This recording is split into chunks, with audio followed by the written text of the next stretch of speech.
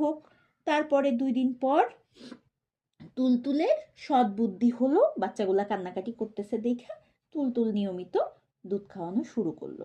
নানু দোয়া করলাম, মা দোয়া করলাম যে ঠিক আছে, এই দোয়াই তুলতুল বাচ্চাগুলারে দুধ খাওয়াইলো।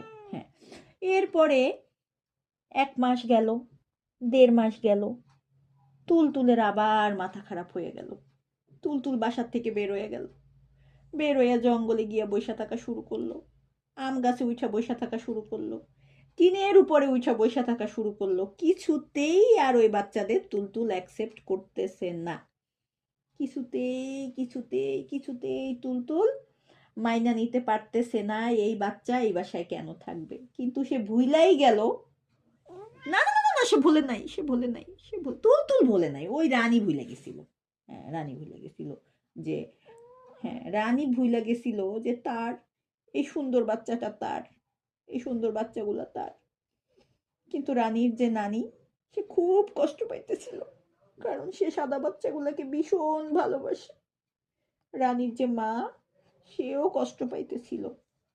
কিন্তু তুলতুল তাহা সহ্য করিতে পারিল না। সে তার নানিকে মারধর শুরু করলো, সে তার মাকেও মারধর শুরু করলো। কেন? ওই বাচ্চাদেরকে সে আদর করে, নানাকেও। ঠিক আছে, অবশেষে বাধ্য হইয়া আমি আমার আদরের সন্তানকে তোর যন্ত্রণায় আমি দিয়ে দিলাম।